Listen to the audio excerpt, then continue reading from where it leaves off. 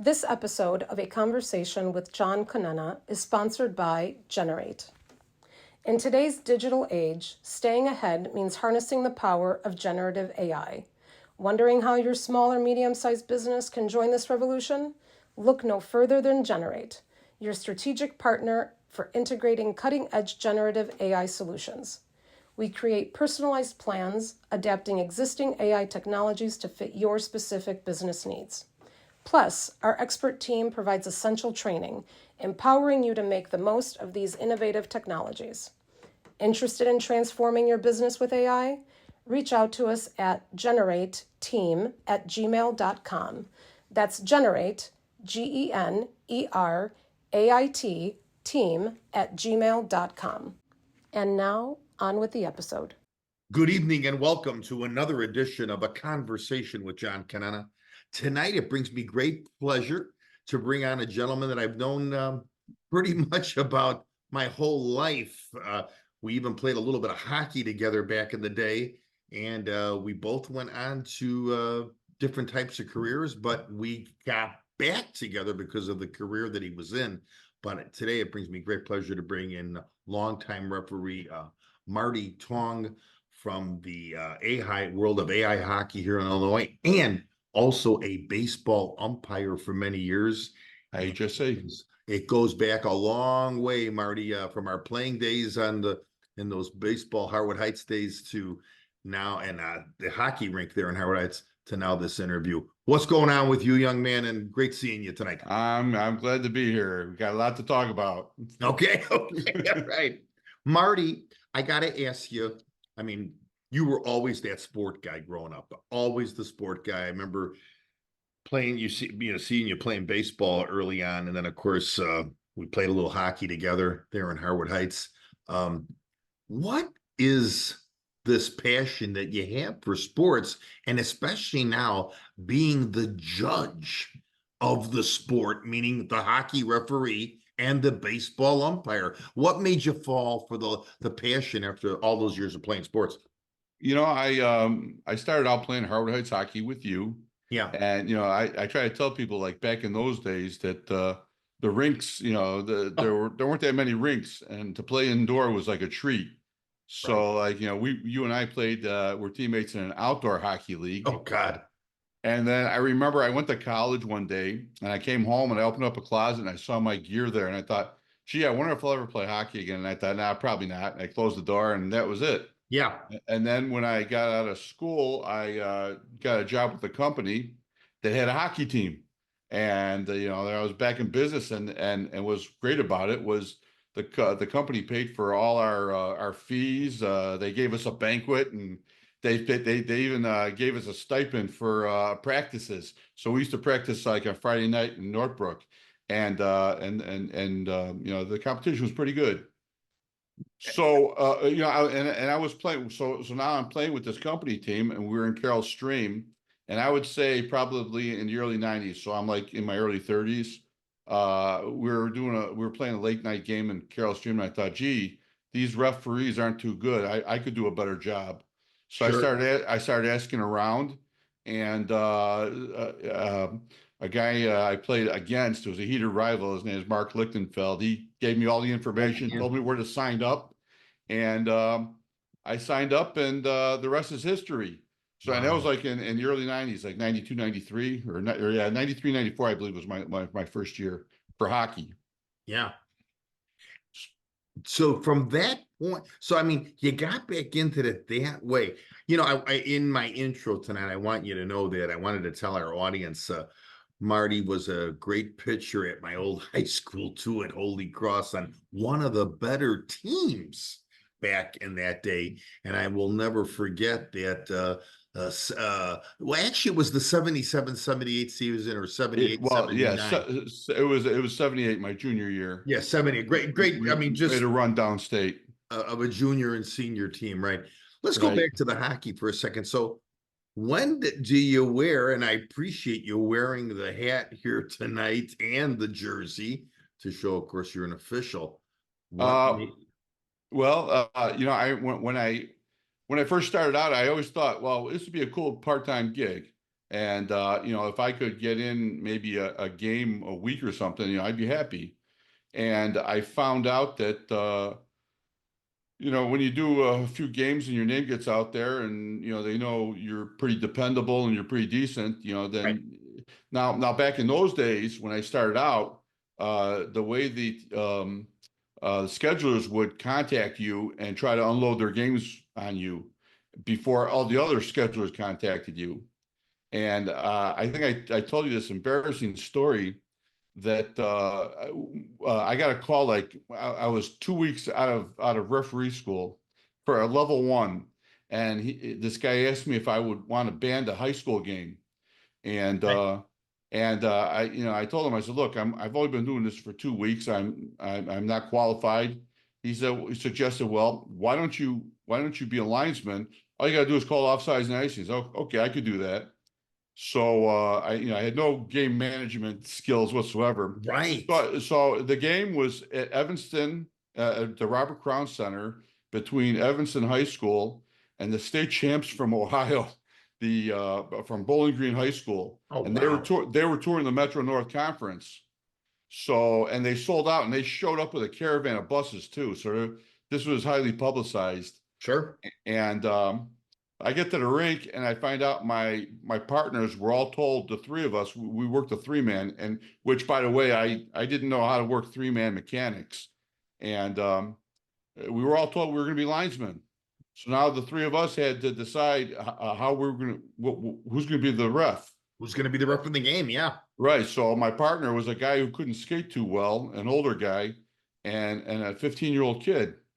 And so I looked halfway believable, and I remember when I dropped the puck in the opening faceoff, and I saw the talent level that I was in, I thought, man, I'm in over my head. Wow. So Because of the speed, when you say the talent level, I'm sure back then the speed of the game, correct? yeah, I mean, these guys were the state champions of Ohio. I mean, Sure. they were pretty good, and so was Evanston. Even though Bowling Green won, yeah, I'm glad it didn't come down to like, a goal or two or a call, Right. Oh God, yeah. Yeah. Can you imagine your first game? What a memory that would have been, that first impression. Exactly. Right. And so I kind of got thrown into the fire right away. But the way it's set up now is everybody, say if I become a referee, everybody is ranked at level 1, 2, 3, and 4. Mhm. So like the higher level games, only the 3 and 4 levels get to see those higher ranked games. Sure. So you don't get into a situation like that where because you have to remember that these guys have put a lot of effort into preparing for their game. I mean, Sure. they don't want to lose it on incompetent refereeing or officiating. And the rule of the official, or the role of the official, is to keep the play fair and keep it safe. So and as you get experience, you get better game management skills, and you get more comfortable. So now if that same situation came up today, I would handle it. I would be totally relaxed in that environment. In that environment. When you say, of course, you're a level 1. Would level 1 constitute, and correct me if I'm wrong, might games? It'd be, I think, might, squirt, and maybe Pee-wee or something like that. Low level stuff. Low level, right. Yeah, and like sometimes, like people who, let's say they officiate for 3 years and then they've been out for 5 years and they got to start back up at 1, 2, 3, and 4. So if somebody knows you've done this already, they might call you up as a level 1 and say, hey, could you cover this game? Exactly. Just from the experience standpoint, correct? Right. Yeah. Right. Marty, I got to ask you, kind of jumping ahead and going back, what level are you at now in your career? I am a level 4 hockey official, and I am a certified umpire. Yes. And in baseball, it's a little different. Baseball, you have to put in your time, like 2 years, and then you got to apply for a promotion. You got to pass a test. You got to have, I believe you have to have like somebody who is certified to say, yes, this guy's pretty good to Sure. deserve the promotion. And then you got to have a letter of recommendation from Oh, wow. a varsity coach or a school administrator. So I have done that up the ranks to where I'm certified top level. And then Wow. when you and then when There's a you're lot that goes into this. There's a lot that goes into this. absolutely, Yeah. absolutely. I mean, we just don't buy a sweater and show up. Yeah. And Right. you know, and the people don't really realize that. So like when in hockey, we have to. This year there's a little different because they're having a virtual thing for everybody, and they're not doing the test as I understand it. But say like in previous years, we had to answer like I think if your first year you might have had to answer like 50 questions. Okay. As you get up the ladder, you got to answer 100 questions and score like I don't know 85 or 90 on the test. So we have a rule book in hockey that is yay thick, and then we got a case book of all these scenarios that that you think it'll never happen, and it happens, and you got to know Sure. how to deal with it. But then, when I prepare for the test, I'll take the test and I'll take my time doing it, and I'll go through the rule book and make sure that I write down the rule that I'm citing. So if I answer a question, I'll cite the rule, and then when this is the really cool part is like I'll get together with other officials and we'll all go over the test. But everybody prepared by themselves, and everybody did the same thing as I did. So Sure. when we have just disagreements over what a right rule applies, we'll look in the book and we'll discuss it, and then come to some sort of agreement. And it's a good time to get together. But Yeah. then so then they also make you take a something called a safe sport. Safe sport. Uh, Yes. yeah, where you have to deal with we're dealing with in the age of women referees Sure. and dealing with minors and there are certain protocols in place Yeah. to protect everybody's safety and enjoyment. I got to ask you, from now being this level 4, going from that level 1, and all the experiences that you had with this, what was the first year before I go into my question that you started repping? It was like 93, 94. Okay, so I mean 1993. And we are talking over what here? Over a 30 30-year years. span. Yeah. A 30-year Right. span. I have Right. to ask you because me being the ex-coach, sometimes as the coach, the mentality, because sometimes your own parents of your team would get in your head, meaning this way, oh yeah, tonight we got Tong and Smith. Tong and Smith don't like us. And I would be like, they are the judge of this. How can a referee not like it? He has to go in there with an open mind. What did you find harder being this referee and still doing this, of course? What did you find harder? Did you I, find it harder dealing with the parents that were making the cat calls in the stand, or the obnoxious coach who was basically micromanaging you? Neither. As I got, well, here, let me back up a little bit. When I first started officiating back in 93, the first thing I did was I got a mentor. So back in 93, the internet wasn't quite what it is today, Right. but I went on America Online and I filtered out hockey referees and I randomly chose this guy. What I didn't know was this guy, is from Maryland. His name is Frank Hurl, and we're Okay. still friends today. And he was like a top administrator for USA Hockey on the East Coast Division. So, Oh, and he was wow. very, very helpful to me because when you're new and you don't quite understand the culture and everything, that you have situations that sometimes you need to talk to somebody about that has more experience. Sure. Now, and I always tell the younger kids that find a mentor and don't be afraid to ask. Some of the best learning I ever accomplished was going into a locker room and the crew's coming off and I'm going on. We have those moments together, and I might run a scenario by them, and they discuss it, and then by the time I take the ice, I have that scenario covered. But Sure. now being, I want to say I've seen everything, but I really haven't. Right. And there's a short list of guys I'll call and consult with and say, hey, this happened to me. Could I have handled it better? But now to get back to your original question, I don't really pay attention to the fans in the stands or the parents and the coaches. If the coaches giving me too much grief, I just skate away. Sure. I don't engage in I'll give my explanation, but if it becomes argumentative, then I just skate away. Now, I had an interesting thing like during like the Bauer Invitational, Mm. where like I'm doing a team from like Belarus, who guy don't speak English, and he's yelling at me. So I got to use hand signals and Yeah, right, right. and walk away. But yeah, it's so I in baseball, they're right on top of you. So if I have a Sure. problem, I will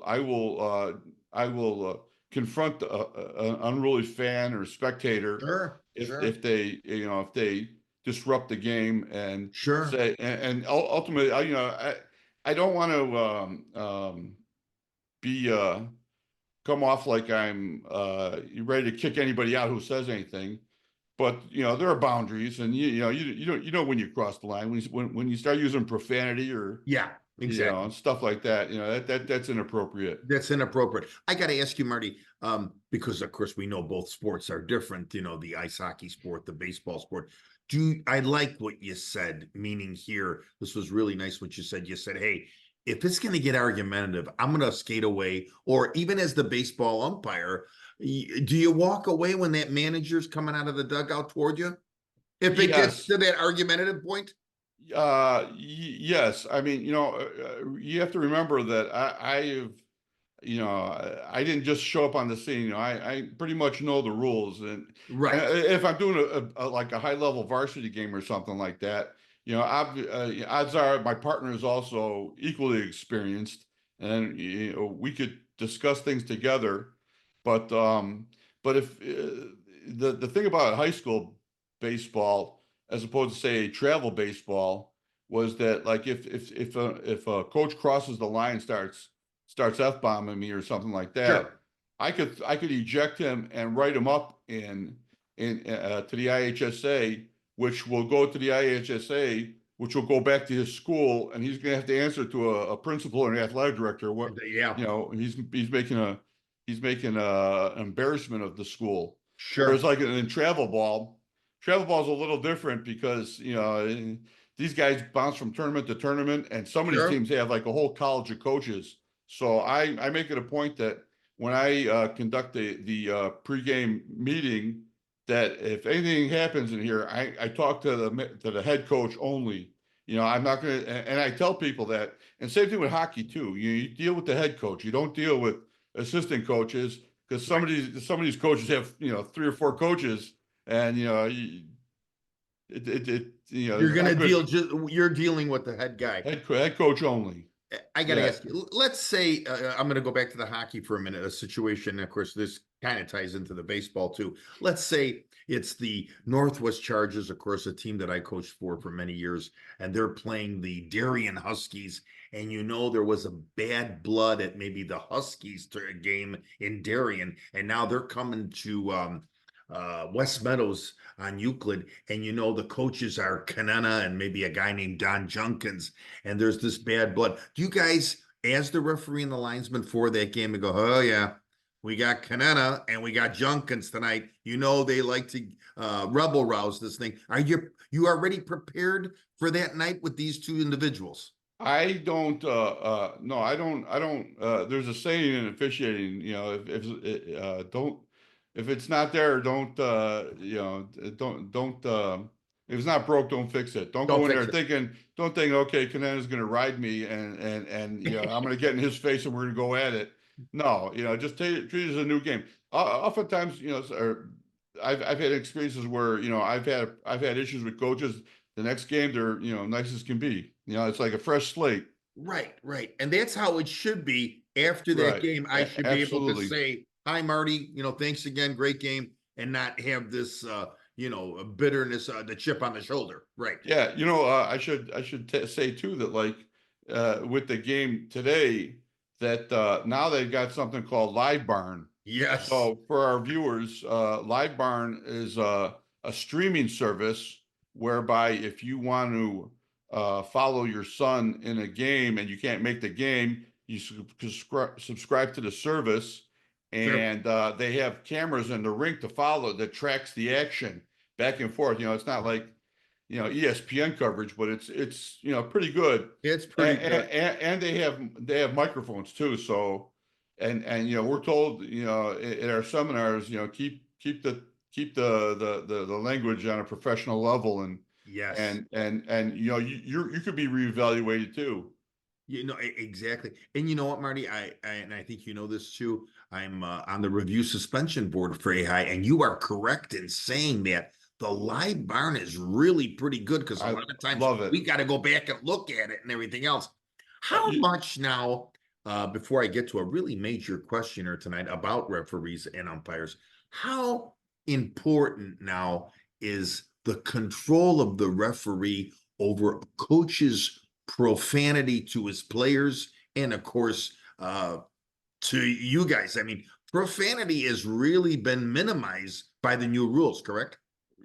Yes, I mean, words carry energy. So even if the guy's saying, "Well, I'm not talking to you, I'm yelling at my player" or something like that, no, you're still responsible for your conduct. Right. And if it comes down to it, and let's say I file a game report, and they could pull up the game and hear F-bombs galore, then they'll deal with it.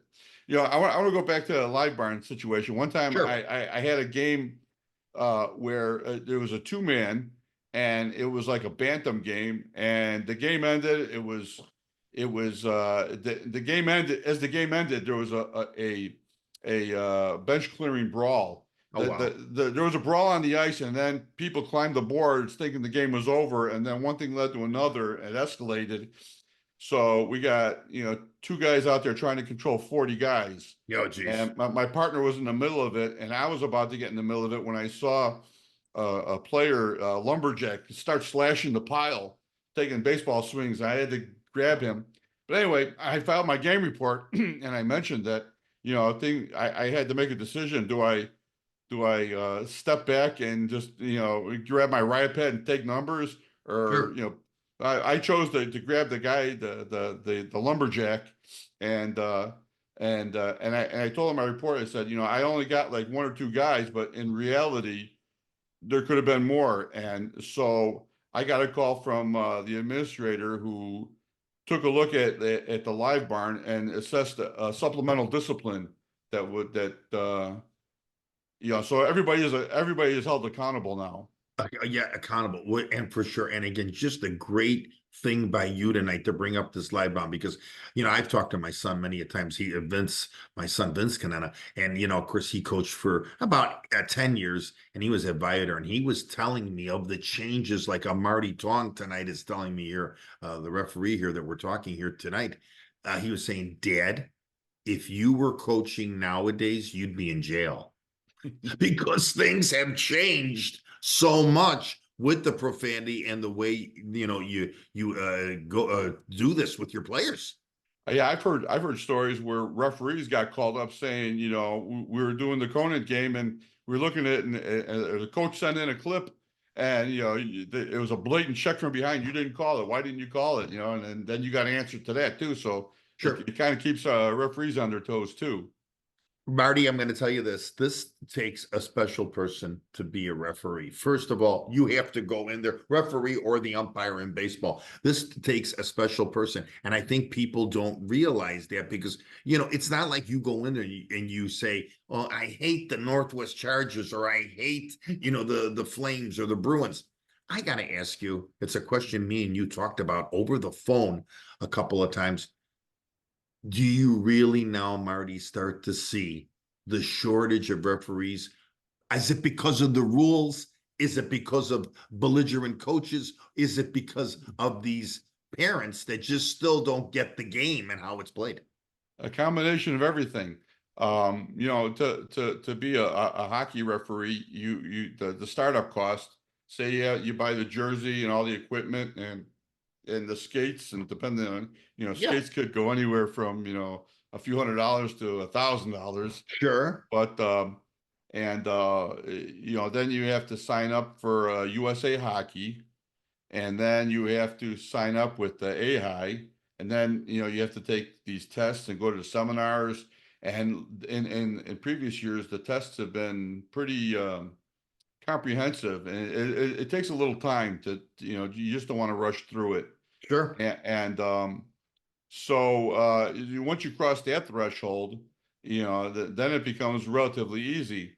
But like when when I started in my mid-30s, I'm jealous when I run into a kid who says, "Hey, man, I'm 14 years old and this is my first year." I'm thinking, "Man, good for you, man," because Right. you don't know how much that opportunity didn't exist when I was 14 years old.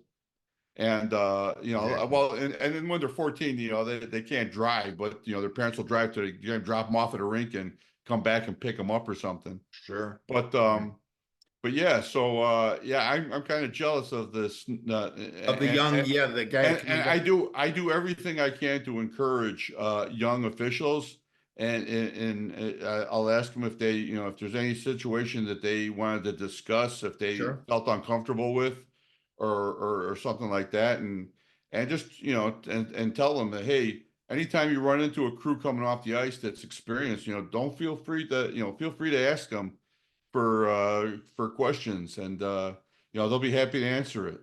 And so yeah, same thing with baseball too.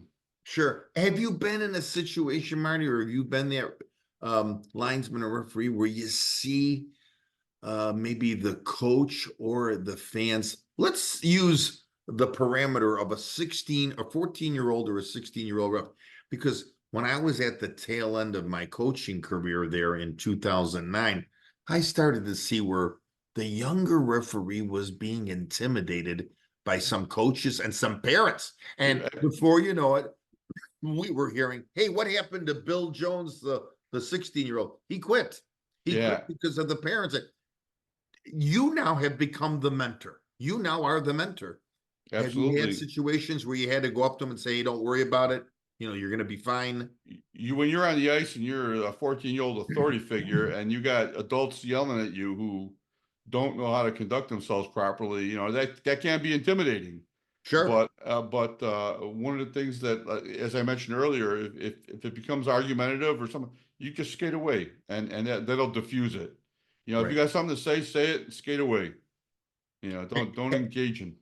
A lot of times when you've skated away, which I think that's fantastic, as easy as that sounds, it really is the way. You really kind of Yeah, you can't tonight take talk. you can't take it personal, No, and no. you're there to provide a service, and you have to realize too that, like, I take that game seriously in the fact that, like, if I'm doing a high level game, Sure. these teams have put a lot of practice to get to this moment in time, and they are prepared, and I have to be equally prepared.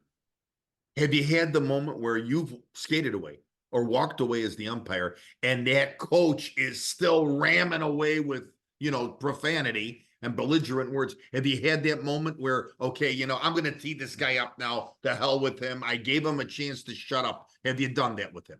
Oh, I've ejected a few fans in both baseball and hockey, but Right. I don't I don't make it confrontational. I'll say, okay, the decision's been made, you're leaving, and we don't continue until you're out of here. Right. And like in hockey rinks, for a lot of these high school games, for our fans, they have I won't say security, but they have people wearing yellow jackets who will Right.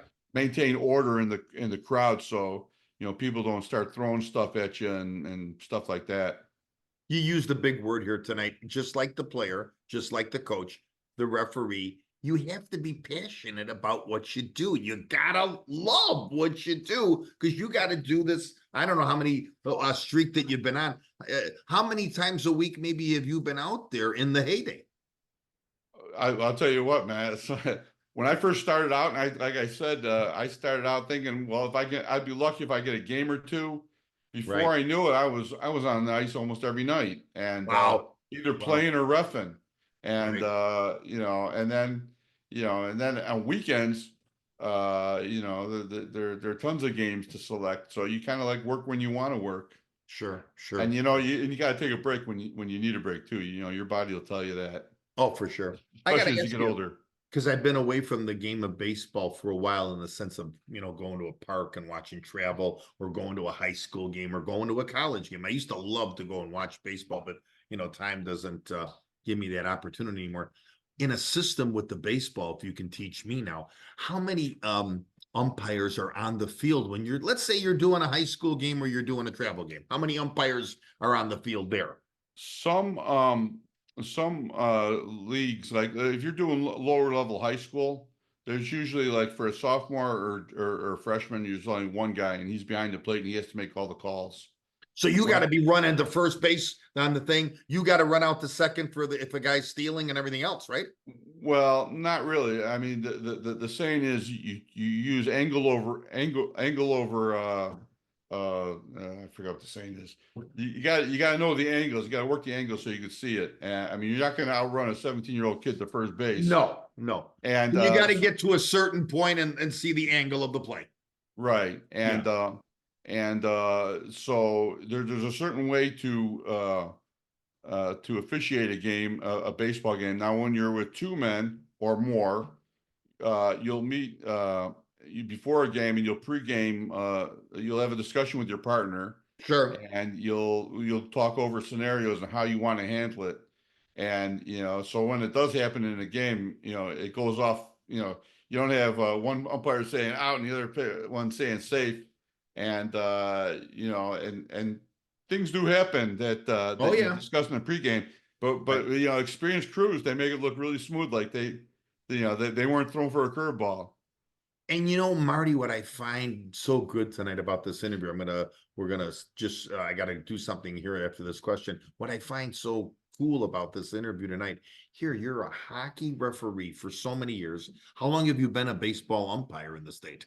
For over 20 years. I'm like 20. Okay. 21, 22 years. Yeah. Yeah. And what I find amazing about this, where I'm going with this is this, you got rules for the hockey that you need to know because there's a book out there. And then you got to know the baseball rules. You got to know because, again, there's always that. There's always that coach that says, section 27 over here, Marty. I think you blew it over here in section 29. So you got to be on top of your game. Yeah, one of the things that I would stress for somebody who wants to become a baseball umpire is to join an organization. I happen to belong to two great organizations. Fox Valley Blues, their Okay. website is Okay. fvbumpire.com, and umps.org. Oh, Both wow. are outstanding organizations that provide clinics that prepare you for the test, and they have classrooms, and they go over all sorts of facets of the game. And so like if something, and I'll tell you, like in the case of like Fox Valley Blues, they have a Facebook page. So like if something happened in a Cubs game the night before that an umpire made a ruling on, they'll show it, and then they'll have a forum. Okay, you make the call, and then all these umpires will chime in, and then they'll cite the rule that would be the proper call. And I mean, so the education is ongoing, and same thing with umps.org. I mean, the education. So when I take the field with one of these people, I am confident that we can work well as a team. Sure. Now, I used to I don't anymore, but I used to work with schedulers who didn't have certified umpire, not certified, but educated umpires. Sure. And so I'm working a game, and I got to tell my partner where he needs to position himself, and or the guy shows up late. He shows up with the wrong uniform. He's dressed like he's going to work the plate when he's working the bases. I mean, stuff like that. That don't look good. No, yeah. Because that all comes into the whole experience of this game. Yeah, we're professionals. You got to be professional, and both these organizations require you to be professional, or Sure. you won't last long. We are visiting tonight here. I'm going to just take a little break here. We're visiting tonight here with Marty Tong, a longtime AHAI referee here in the state of Illinois as a linesman and a referee, and he's done a fantastic job over a 30-year career. I've ran into so many coaches when I was coaching that really loved the way, and always the thing about you, Marty, was they would say that you understood and knew the game and know the game. And of course, a baseball umpire for over 20. And of course, Marty was a great baseball player, athlete at my old high school and a great pitcher and everything else. I got to ask you just to go back to this. Do you see now, Marty, do you think now we see a turn where we are going to see more young adults try to become a hockey referee, try to become a baseball umpire? Or are you really starting to see that this now has become a huge problem? Well, I hope it doesn't become a problem, but it is tending to be a problem because for instance, in hockey, I see that there are a lot of games uncovered. Well, baseball too. I'll get texts and emails. I've even gotten texts from coaches saying, "Will you please select our game so we could play because we haven't had a ref in 2 weeks." Right. I've had that route, but I'll tell you an instance that kind of hit home was a couple of years ago. My Saturday was open. It was state playoffs, and I put in for a state playoff game, thinking that somebody would step up to the plate and be my partner. And I get to the rink, and I'm it. And it was, it would think I was a JV game, but it Sure. was between New Trier and Stevenson. Oh, So, I wow. mean, these teams could have got so much talent at that school that those teams could have played on a varsity level. Exactly. Right. Their So, second and third teams are like my first teams at Conant. and yeah, and the fact that it was a state playoff game and had to be played because as the tournament goes on, we got to have winners, and games are to be played are based on what happens previously. So Sure. so here I am by myself. As we talked about the live barn, we're talking about the hockey again. I really thought with the live barn, things would curtail. But of course, now me being an official of the state with this review suspension, we're still getting on an average 4 to 5 cases a week of just this misconduct. And you wonder sometimes, is it coming from the parent?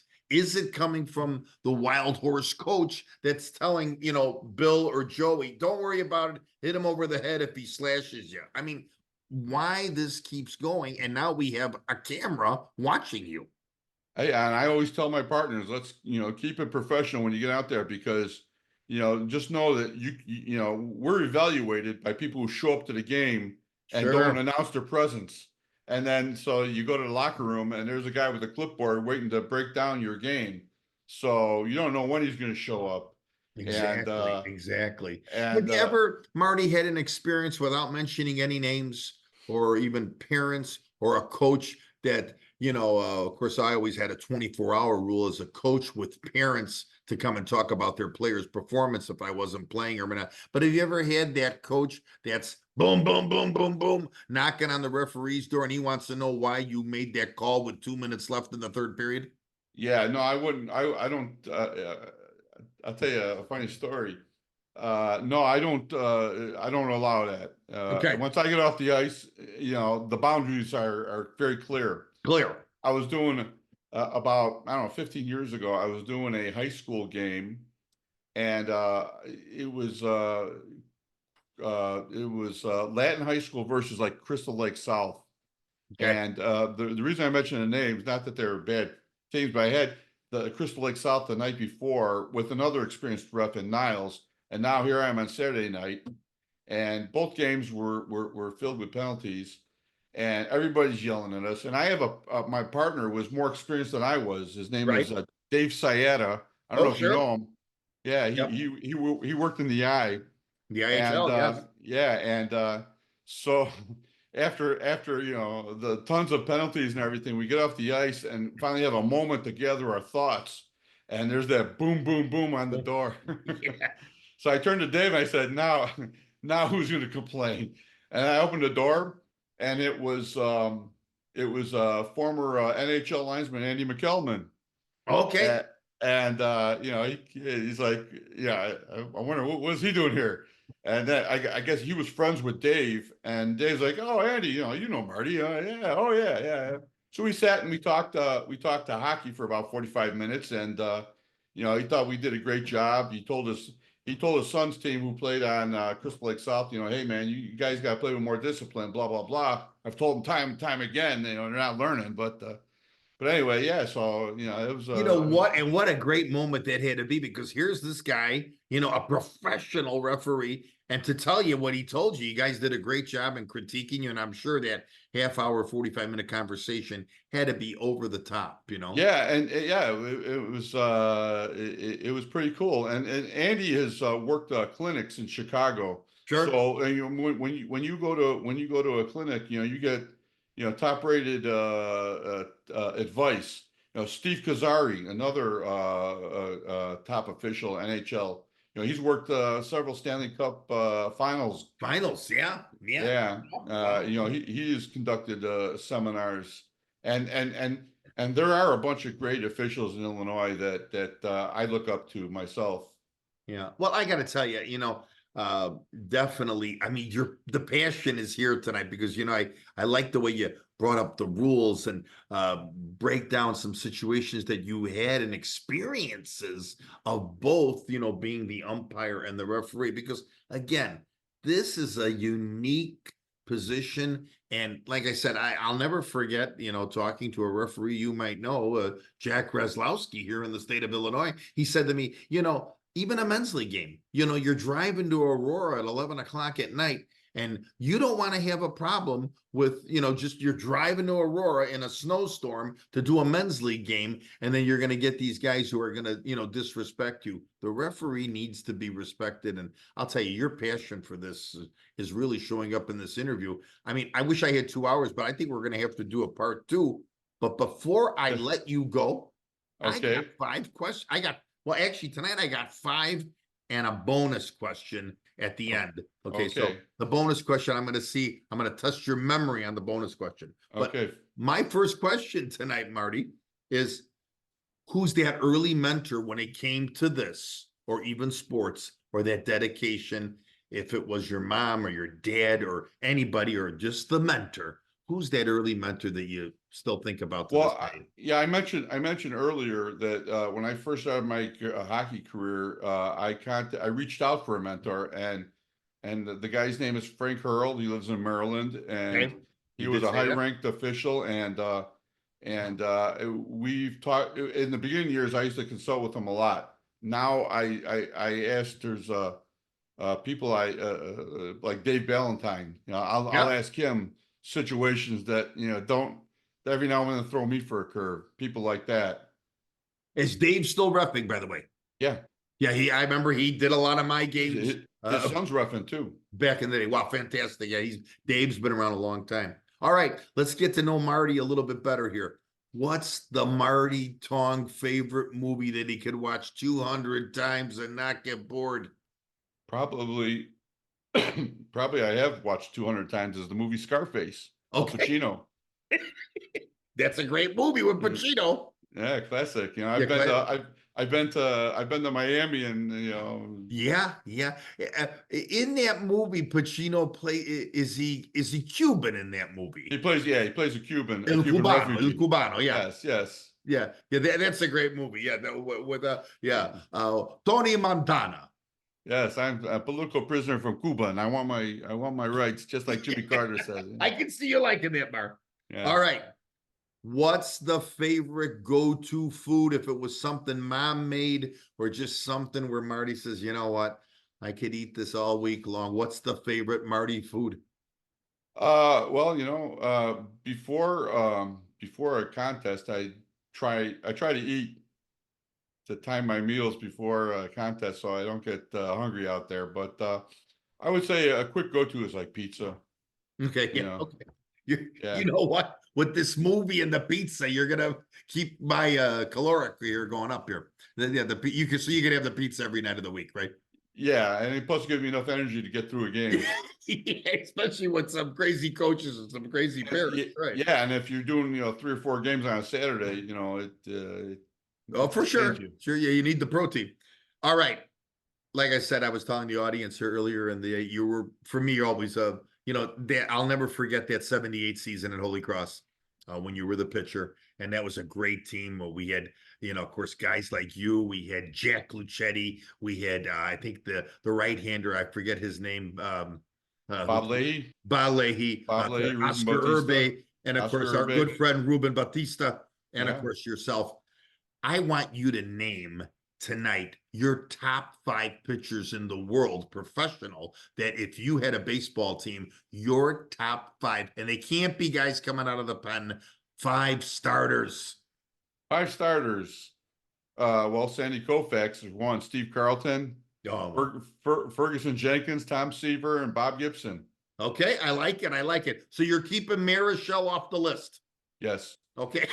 Okay. Yeah. And you know what? The other day when I talked to you, still it's hitting me. We lost the great Luis Tiant, who that was something. What a pitcher for the Boston Red Sox. But boy, Marty, I like your top 5. And of course, if it's a game 7 out of that top 5, who are you throwing in game 7? Sandy Koufax. Without a doubt. Best curveball I ever saw on YouTube. Yeah, without a doubt. Yeah. Question 5, part 1 of question 5. What are now the goals for Marty Tong? Does he still want to keep continuing this career at ref and hockey and baseball? Does he still got a lot of gas left in the tank? I just, definitely. I have my seminar coming up next week. I just attended an umpires banquet a couple nights ago. Nice. And but when I was younger, I could probably do more of it. Whereas now, as I'm getting up in years, I probably got to pace myself. And then, working a full-time job, I